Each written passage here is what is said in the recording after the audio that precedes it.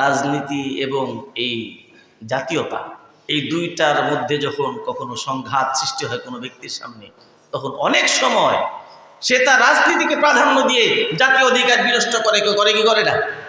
হয়েছে না এমন? রাজনৈতিক উদ্দেশ্য বাস্তবায়ন করতে গিয়ে দেশের সম্পদ বিনষ্ট করেছে কি করে নাই? অথচ সে বোঝার দরকার ছিল আমার রাজনীতি ছুঁড়ে ফেলে দিতে হবে আমার দেশ রক্ষায়, আমার দেশের সার্বভৌমত্ব রক্ষায়, দেশের সম্পদ রক্ষায়। এই পরিচয়গুলোকে ধারাবাহিকতা রক্ষা না করার কারণে আজ আমাদের সামাজিক অবক্ষয় এটা দূর হচ্ছে না, আর আল্লাহর কাছে বড় আসামিও হয়ে যাচ্ছে। এক শ্রেণীর মানুষ যারা মনে করে ইসলামের সাথে রাজনীতি সম্পর্ক নেই, মানে কি যেমনে খুশি তেমনে পশ্চিমাদের কালচারে অথবা কোনো ফিরাউনি কায়দায় রাষ্ট্র চালাইলেই, বড় বড় স্লোগান দিলে, রাষ্ট্রপ্রেমের স্লোগান দিলে বাস আমি হয়ে গেলাম রাজনীতিবিদ, রাষ্ট্রের কল্যাণকামী হিসেবে খ্যাতি লাভ হয়ে গেল বাস। এটা মোটা মাথার নির্বোধরা ছাড়া আর কেউ বলতে পারে না। পৃথিবীর কোনো মানুষকে এমন শ্রেষ্ঠ শিক্ষা কোনো জাতিকে কেউ দিতে পারে নাই যেমনটা আল্লাহ দিয়েছেন ইসলামের মাধ্যমে আপনাকে। একটা বিষয় নীতি, এটার সংজ্ঞা এবং ইসলাম কি বলে, সামাজিক এবং মানবতার জীবনে কত বড় ধস টেনে আনে এই দুর্নীতিটা, এ প্রসঙ্গে সামান্য কিছু আলোচনা। একটা বিষয় হলো, আমরা আসলে ভুলে যাই আমাদের প্রকৃত সৃজন কেন, আমাদের পরিচয়টা কি। এই জিনিসটা আগে আমরা একটু খেয়াল করি। আল্লাহ রাব্বুল আলামিন এই নিখিল জাহানের মানব মণ্ডলী সকলকে সৃষ্টি করেছেন কি লক্ষ্যে? তিনি কালামে মাজিদের মধ্যে স্পষ্ট বলেন, ওমা খালাকতুল জিন্না ওয়াল ইনসা ইল্লা লিয়াবুদুন। মানব দানবকে আমি সৃষ্টি করেছি কেবল আমার দাসত্বের জন্য। কিসের জন্য? দুনিয়ার হায়াত ক্ষণকালের জন্য, অল্প সময়ের জন্য। এই হায়াতের পরবর্তীতে যে আরেকটা জিন্দেগি আছে, যেটাকে আল্লাহ তাআলা রিয়েল ফিউচার, প্রকৃত ভবিষ্যৎ বলেছেন কোরআনে মাজিদে, ওয়া ইন্নাদ দারাল আখিরা লাহিয়াল হায়াওয়ান। প্রকৃত জিন্দেগি হলো আখিরাতের জিন্দেগি। এখন সেই জিন্দেগি, সেটা যেন প্রত্যেকের সফল হয়, সেই সফল জিন্দেগি যেন পরকালে পায়, যে জিন্দেগি হলো সাগর তুল্য। আর সেই জিন্দেগি সফল করার জন্য শ্রম মেহনতের যে জিন্দেগি, সেটা হলো এই দুনিয়ার হায়াত, যেটা হলো একটা ফোঁটা তুল্য মাত্র। এখন এই দুনিয়ার হায়াতের ভিতরে আপনার আমার পরিচয় প্রথমে ঠিক করতে হবে। আমি আল্লাহ তাআলার গোলাম, আল্লাহর দাস, তার দাসত্বের পুঁজি নিয়ে যেতে হবে। আমি দুনিয়ার হায়াতে যেই অবস্থানে যেখানেই থাকি না কেন, একটা মুহূর্তের জন্য আল্লাহর দাসত্ব এটাকে বলার সুযোগ নেই। এই জন্য আমার এক নাম্বার পরিচয় হলো আমি মুসলিম। এক নাম্বার পরিচয় কি? আমি চারটা পরিচয় ধারাবাহিক উল্লেখ করব, বোঝার চেষ্টা করবেন। এক নাম্বার পরিচয় কি? আমি মুসলিম। দুই নাম্বার পরিচয় হলো আমি যে বাবা মায়ের ঔরসে, যে বাবার ঔরসে দুনিয়া এসেছি, এবং আমি যে মায়ের পেটে এসেছি, আমার ভাই বোন আত্মীয় স্বজন যারা এসেছে, অর্থাৎ এই বংশসূত্রে আমি যাদের সাথে সংশ্লিষ্ট সম্পর্ক, এইটা হলো আমার দুই নাম্বার পরিচয়। তিন নাম্বার পরিচয় হলো আমি বাংলাদেশি, আমার জাতীয়তা, আমার ন্যাশনালিটি, এটা হলো আমার তৃতীয় পরিচয়। চতুর্থ পরিচয় হলো আমার রাজনৈতিক কোনো পরিচয়, যেটা আমরা বর্তমানকালে গর্বের এবং ফখরের মনে করে থাকি। কিছু মোটা বুদ্ধির মানুষ, তারা রাজনৈতিক পরিচয় এটাকেই তারা বড় করে দেখে, এজন্য এটাকেই তারা বিরাট এমন বড় করে ফেলে যে এর সামনে সব কিছু তারা নস্যাৎ করে দেয়। অথচ এইটা হলো চার নাম্বার পরিচয়। এক নাম্বার পরিচয় হলো আমি মুসলিম, দুই নাম্বার হলো আমি আমার বাবা মায়ের ঔরসে এই বংশে এসেছি, এই বংশের সাথে সম্পৃক্ত যারা তারা আমার আপনজন। তিন নাম্বার আমি হলাম বাংলাদেশি, আমি আমার দেশকে ভালোবাসি, দেশের সার্বভৌমত্ব থেকে নিয়ে শুরু করে দেশের সকল কিছু, এটা আমি ভালোবেসে রক্ষা করতে দৃঢ় রয়েছি। এইটা আমার 3 নম্বর পরিচয়। 4র্থ নম্বর পরিচয় হলো আমি কোনো রাজনৈতিক দলের সাথে। এই ধারাবাহিকতাটা রক্ষা করা কতটা জরুরি কোরআন থেকে তাহলে শুনুন। আল্লাহ রাব্বুল আলামিন যেহেতু আপনাকে আমাকে বলে দিলেন যে তোমাকে সৃষ্টি করেছে আমার দাসত্বের জন্য, তাহলে আমার সৃষ্টি যে জন্য সেটা আপনার আমার প্রথম পরিচয় হবে না, কোনটা হবে বলুন? এই 4টার মধ্যে যদি কখনো সংঘাত আসে, কখনো বিরোধ সৃষ্টি হয়, 1 নাম্বারটার সাথে 2 নাম্বারটা যদি বিরোধ হয়, তাহলে 2 নাম্বারটাকে ছুঁড়ে ফেলে দিয়ে 1 নাম্বারটাকে গ্রহণ করতে হবে। দেখুন কোরআনে মাজিদ কি হয়, ইয়া আইয়ুহাল্লাযীনা আমানু কুনু কাওয়ামিনা বিল কিসত শুহাদাআ লিল্লাহ ওয়ালাউ আলা আনফুসিকুম আবিল ওয়ালিদাইনি ওয়াল আকরাবিন। আল্লাহ তাআলা বলেন, হে মুমিনরা, তোমরা ন্যায়ের উপরে প্রতিষ্ঠিত হও। কিসের উপরে? ন্যায়ের উপরে প্রতিষ্ঠিত হও। ন্যায়ের উপরে প্রতিষ্ঠিত হতে এখানে আল্লাহ আদেশ দিচ্ছেন, তবে পরবর্তী কথা পরে বলছি।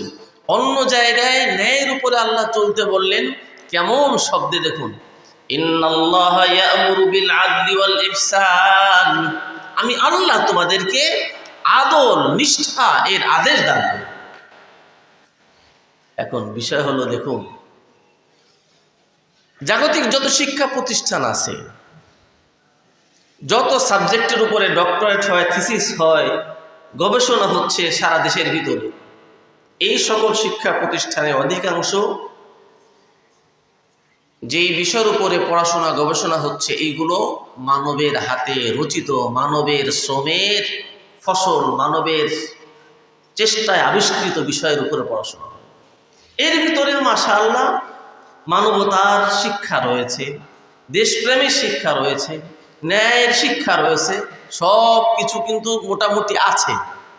কিন্তু বুঝতে হবে, যারা ওই সকল বই পুস্তক এবং বিষয়াদির উপরে যারা বড় বড় লিখনি তুলে ধরেছে, এইগুলো মানবের হওয়ার কারণে, মানবের হাতে এগুলো অস্তিত্ব পাওয়ার কারণে এর মধ্যে অসংখ্য ভুল থেকে যায়। সর্বোপরি কথা হলো, এই ভুলগুলো থেকে সম্পূর্ণ পবিত্র যেই সত্তা, তিনি এমন এক শিক্ষা ব্যবস্থা নাজিল করেছেন তার রাসূল করিম সাল্লাল্লাহু আলাইহি ওয়াসাল্লাম, যে শিক্ষা ব্যবস্থার শুরুতেই তিনি বলে দিয়েছেন, যালিকাল কিতাবু লা রাইবা ফীহি। এই শিক্ষা ব্যবস্থার মূল গ্রন্থ এইটা আমার পক্ষ থেকে হওয়ার ব্যাপারে সন্দেহের লেশ নেই, এটা চিরকল্যাণকর হওয়ার ব্যাপারে সন্দেহের কোনো লেশ নেই। এমন জ্ঞান সমুদ্র, চিরকল্যাণের বিষয়বস্তু দিয়ে কিতাবকে সুমণ্ডিত করেছেন, যার একটা অক্ষরের সমান ওজনওয়ালা শিক্ষা ব্যবস্থা পৃথিবীর কোনো মানুষ কোনো কালে দেখাইতে পারে না, পারবেও না করে। আমি আপনাদের বোঝানোর জন্য বলি, দেখুন,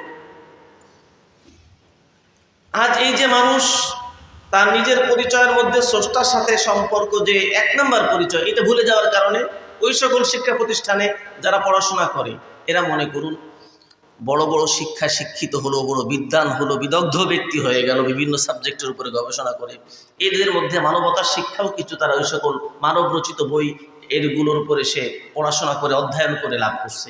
দেশপ্রেম, দেশের অধিকার রক্ষা করা, দেশের সার্বভৌমত্ব এটা রক্ষা করা, সব কিছু করছে। কিন্তু এই সকল ব্যক্তিবর্গ তাদের জীবনে যদি কোরআন সুন্নাহর সেই শিক্ষাটার আলো না পড়ে, মানব তো, যার কারণে দেখা যায় সে ওই 4টা স্তরের পরিচয়ের মধ্যে নিজের আসল পরিচয়টাকে 2 নম্বরে, 3 নম্বরে, 4র্থ নম্বরে তারা ফেলে দিচ্ছে, দিয়ে তারা জাগতিক কোনো স্বার্থ উদ্ধার করতে অথবা কোনো অর্থ লাভ করতে, কারো উপরে কোনো চাপ সৃষ্টি করে নিজের প্রভাব বিস্তার করতে তারা কখনো কুণ্ঠাবোধ করে না। মনে করুন একজন ব্যক্তি, তার সামনে রাষ্ট্রীয় কোনো সম্পদ তার হাতে আসার সুযোগ এসে গেল। এখন এই ক্ষেত্রটা সে কি দুর্নীতির উপরে চলবে, নাকি ন্যায় নীতির উপরে চলবে, নিষ্ঠার উপরে চলবে? রাষ্ট্রের সম্পদ রক্ষা করবে, নাকি সে নিজের পেটকে পূর্ণ করবে, নিজের অ্যাকাউন্ট নিজের সিন্ধুক ভর্তি করবে। এই দুইটা অবস্থায় সেই লোকটার অনেক সময় দেখা যায় তার দেশপ্রেম এটা দরজা দিয়ে পালিয়ে যায়, তার মানবের অধিকার, রাষ্ট্রীয় অধিকার এইগুলো তার রন্ধ্রপথ দিয়ে পালিয়ে যায়। অসংখ্য এমন ঘটনা বাংলাদেশে আছে কি নেই? এর পেছনে কারণ কি জানেন? কারণ হলো এই সকল শিক্ষিত ব্যক্তিরা তারা তাদের জীবনের মূল লক্ষ্য হারিয়ে ফেলেছে, আল্লাহর আবদিয়ত এবং তার উপরে মাসউলিয়ত, আল্লাহর দাসত্ব এবং এর উপরে কড়া জবাবদিহিতা রয়েছে। এইটা ভুলে যাওয়ার কারণেই তাদের দ্বারা এই সকল কর্মকাণ্ড হয়ে যায়। বুঝতে পেরেছেন? অথচ একজন মুসলিমকে আল্লাহ বলে দিলেন, তোমার পরিচয় যেহেতু 1 নম্বর হলো মুসলিম, সুতরাং কোরআনে এবং আমার নবীর জীবনে যে আদর্শ দিয়েছি এটাকে প্রাধান্য দিয়ে তোমার চলতে হবে, যদিও সেটা তোমার বাবার বিরুদ্ধে হোক না কেন। আল্লাহ কেমনে বলে, কুনু কওয়ামিনা বিল কিসত, ন্যায়ের উপরে প্রতিষ্ঠিত হও, ওয়ালাউ আলা আনফুসিকুম, যদিও তোমার বিরুদ্ধেটা যায় না, তোমার বিরুদ্ধে গেলেও ন্যায়ের উপরে তোমার প্রতিষ্ঠিত থাকতে হবে। আবিল ওয়ালিদাইন, তোমার পিতামাতার বিরুদ্ধেও যদি যায় সেটার উপর প্রতিষ্ঠিত থাকতে হবে। আবিল আকরাবিন, নিকটস্থ কোনো আত্মীয় স্বজন, প্রিয়ভাজন যারাই তোমার কাছে এমন কিছু নিয়ে দাঁড়াবে যেটা আমি নিষেধ করেছি, যেটা করতে কে নিষেধ করেছি? আমি নিষেধ করেছি। ওই সময় ন্যায়ের উপরে প্রতিষ্ঠিত থাকতে হবে। প্রতিষ্ঠিত যদি তুমি না থাকো, তোমার উপরে মনিটরিং চলছে আমার পক্ষ থেকে 4টা। কয়টা? 4টা। 1 নম্বর হলো তোমার সকল কর্মের পূর্ণ লিখনের কাজ চলছে। বালা ওয়া রাসূলুনা লাদাইহিম ইয়াকতুবুন, তাদের সকল কর্মগুলোকে আমার পক্ষ থেকে ফেরেশতাদের যেই টিম রয়েছে সব তারা লিপিবদ্ধ করছে। 2 নম্বর হলো জমিন সাক্ষী হচ্ছে, জমিনও তার বিরুদ্ধে আল্লাহর দরবারে সাক্ষ্য প্রদান করবে। 3 নম্বর হলো তার এই সকল কর্মগুলো আমল নামা সংরক্ষিত হচ্ছে। 4 নম্বর সাক্ষী হলো তার মানে বডির সকল অঙ্গ প্রত্যঙ্গ যেগুলো রয়েছে সবাই সাক্ষী হচ্ছে, এর আল্লাহর কাছে সাক্ষ্য প্রদান করবে। এই জন্য একজন মুমিন সে রাষ্ট্রের কোনো অধিকার এর সাথে, মানবের কোনো অধিকারের সাথে অন্যায়ের পন্থায় কোনো অর্থ আত্মসাতের ময়দানে সে কখনো ন্যায় থেকে বিচ্যুত হতে পারে না।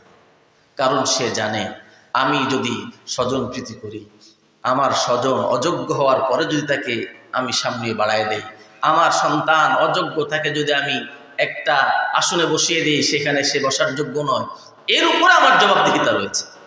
আমি রাষ্ট্রীয় কোনো দায়িত্ব আমার কাছে এসেছে, আমি রাষ্ট্রের বেতন তুলে নিচ্ছি কিন্তু সেই দায়িত্ব পালন করছি না। জগতের সকলের চক্ষু ফাঁকি দিতে পারি, আমি আমার বসের চক্ষু ফাঁকি দিতে পারি, কিন্তু আমি আমার মালিকের চক্ষু ফাঁকি দিতে পারি না। হ্যাঁ হ্যাঁ, আমি আপনাদের সামনে আমাদের সেই সোনালী যুগের এক মহান বাদশার কথা শোনাচ্ছি, ওমর ইবনে আব্দুল আজিজ রাহিমাহুল্লাহর ঘটনা। ওনার ব্যাপারে বলা হয়ে থাকে উনি এই উম্মতের মধ্যে সর্বশ্রেষ্ঠ ন্যায়পরায়ণ ব্যক্তি ছিলেন।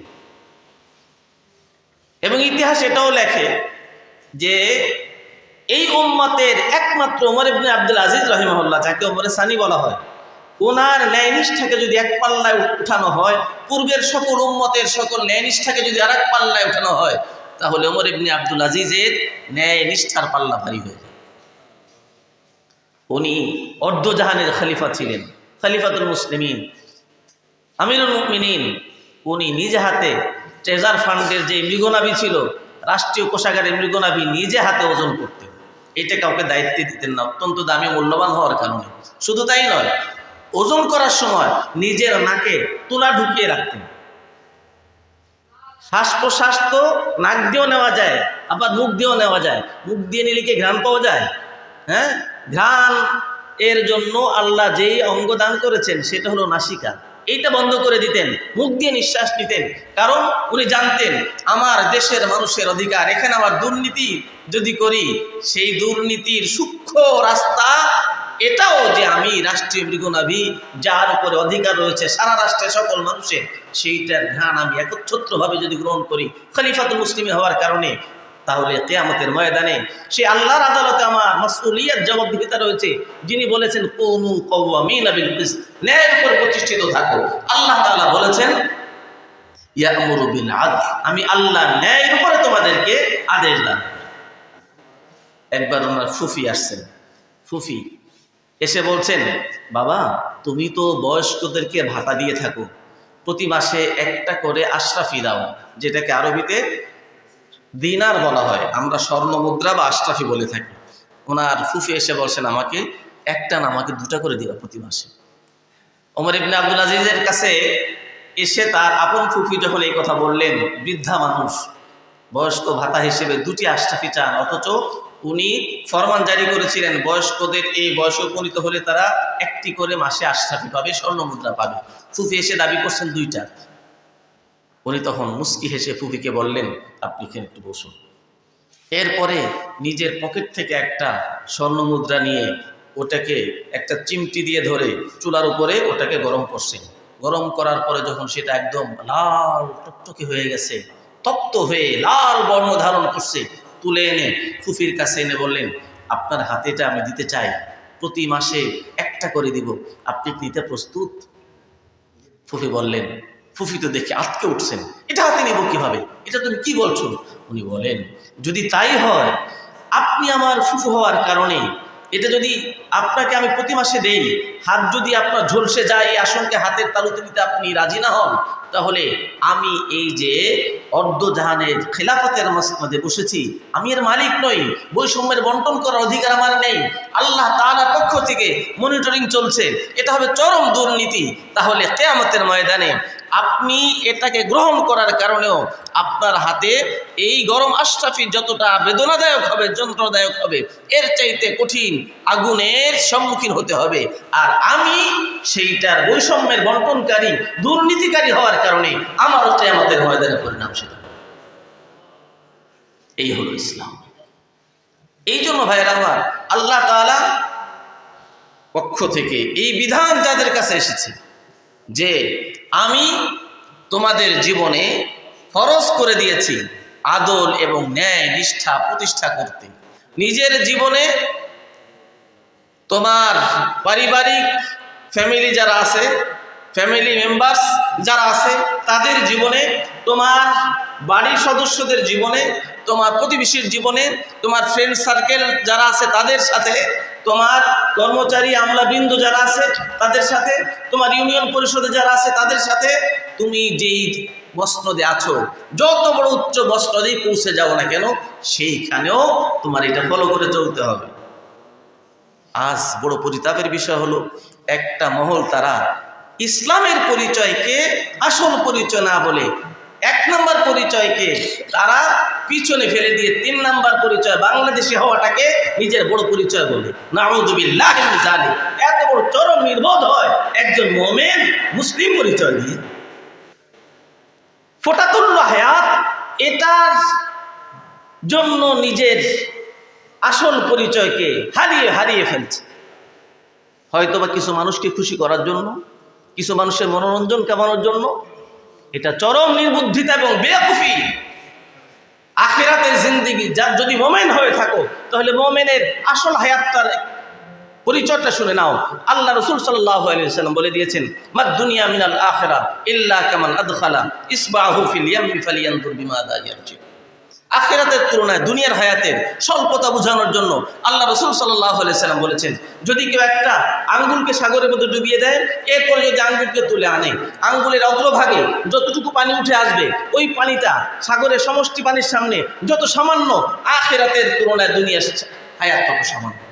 এই জন্যই মুসলিম পরিচয় হলো আমার 1 নম্বর পরিচয়। এই পরিচয় যে নিয়ে চলবে, সেই ব্যক্তির দ্বারা কখনো দুর্নীতি হবে না। সেই ব্যক্তি সর্বাগ্রে দেখবে আল্লাহর বিধান, আল্লাহর ন্যায়ের আদেশ, এটা প্রতিষ্ঠা করতে হবে নিজের জীবনে, সামাজিক জীবনে, রাষ্ট্রীয় জীবনে, নিজের কর্মক্ষেত্রে, নিজের আমলা চাকরদের মাঝে, সব জায়গায় সবার সঙ্গে সদাচরণ। এর উপরে যদি বিশদ তফসিলের সঙ্গে একটা একটা করে বলা শুরু করি, লম্বা সময়ের দরকার। আমি শুধু মৌলিক কথা বলে দিচ্ছি। এই যে আমার পরিচয় 1 নাম্বার আর 2 নাম্বার, এই বিষয়ের উপরে আপনি হাদিস থেকে একটা ঘটনা শোনাই। একবার রসুল করিম সাল্লাল্লাহু আলাইহি ওয়াসাল্লাম সাল্লামের সামনে সাহাবা একরাম বিভিন্ন প্রশ্ন করতেছিলেন, অথচ অধিক প্রশ্ন করতে আল্লাহ রসুল সাল্লাল্লাহু আলাইহি সাল্লামের সামনে আল্লাহ নিষেধ করে দিয়েছেন। আল্লাহ বলে দিয়েছেন, আতুরিদুন তাসআলু রাসূলাকুম কামা সুইলা মূসা, আমার নবীর সামনে অপ্রয়োজনীয় কোনো প্রশ্ন করবা না, যেটা তোমাদের একান্ত দ্বীনের প্রয়োজন সেই প্রশ্ন করবা। এমন সময় এক সাহাবী বেখেয়ালে প্রশ্ন করে বলছেন, মান আবি ইয়া রাসূলুল্লাহ, হে আল্লাহর রাসূল, আমার বাবার নাম কি বলুন? এই সাহাবীর নাম হলো আব্দুল্লাহ, বাবার নাম হলো হুযাফা।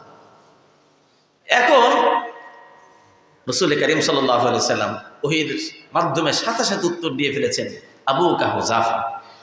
আসলে এই আব্দুল্লাহ তার বাবা যে হুযাফা, এই বিষয়টার ব্যাপারে আব্দুল্লাহর সন্দেহ ছিল। কেন? লোকজনে বলাবলি করত আব্দুল্লাহ আসলে হুযাফার ছেলে না, হতে পারে ওর মায়ের খেয়ানতের কারণে মায়ের গর্ভে এসেছে, এই সমালোচনা মানুষে করত।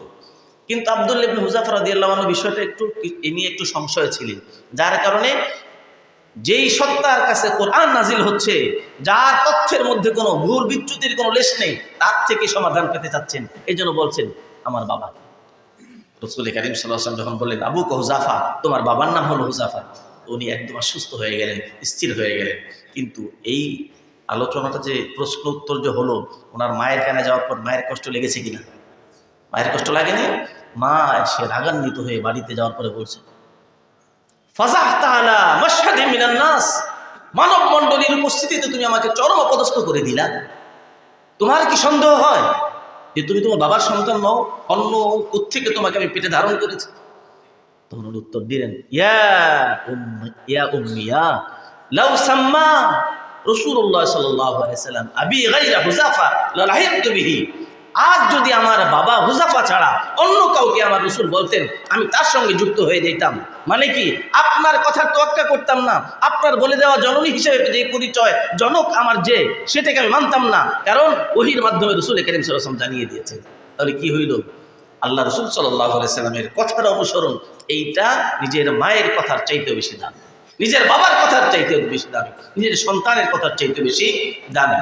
এই জন্য এক নম্বর পরিচয়টাকে প্রাধান্য দিতে হয় সবার উপরে। আমি মুসলিম, ইসলামে আমাকে যে বিধানগুলো শিক্ষা দিয়েছে, তাই সেই বিধানগুলোর মধ্যে একটা বিধান হলো যেটা বললাম, ইন্নাল্লাহা ইয়া'মুরু বিল আদলি ওয়াল ইহসান, আদল এবং ইহসান, দয়াদ্রতার শিক্ষা আল্লাহ দিয়ে বলেন, আমি এটারই আদেশ তোমাদেরকে দিচ্ছি, এটা তোমরা বাস্তবায়ন করো তোমার জীবনের প্রতিটা ক্ষেত্রে।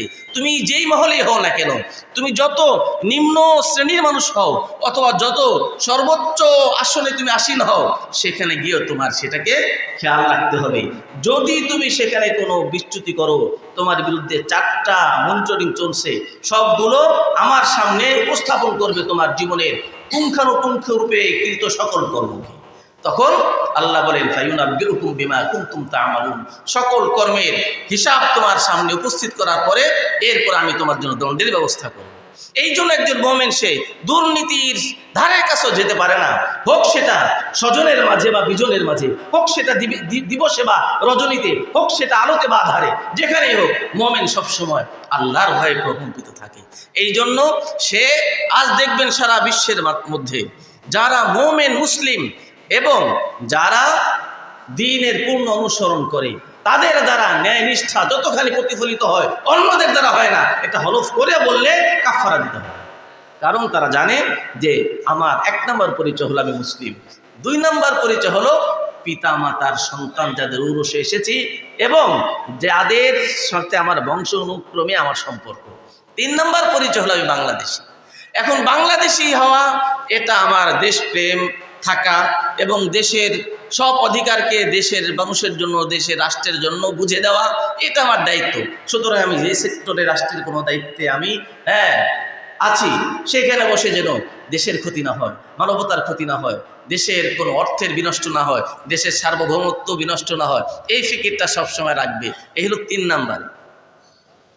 4 নম্বরে হলো আমি রাজনৈতিক দিক থেকে আমার কি পরিচয়। দেখা যায় এর উপর সামান্য কিছু আলোচনা করলাম। বাকি খুশির বিষয় হলো আমার অত্যন্ত মহাব্বতের যাকে বলে অন্তরস্থলের মহব্বতের অনেক বড় বিজ্ঞ আলেম মুফতি সাহেব মাহমুদ সাহেব হুজুর আসছেন অনেক দূর থেকে। উনি অত্যন্ত গবেষণালব্ধ আলোচনা পেশ করবেন। আপনারা তার আলোচনা শেষ পর্যন্ত শুনবেন ইনশাআল্লাহ। অতি দামি কথা বলেন, যোগ্য মানুষ, আলোচনা শুনে ইনশাআল্লাহ উপকৃত হবেন। আমি তো বাড়ির মানুষ, সামান্য কিছু মৌলিক কথা বললাম, কোন এক একটা বিষয়কে তুলে তফসিল করার সময় নেই, আসলে রাতও দীর্ঘ হয়ে যাচ্ছে। হুজুরের কথা শুনেন। আল্লাহ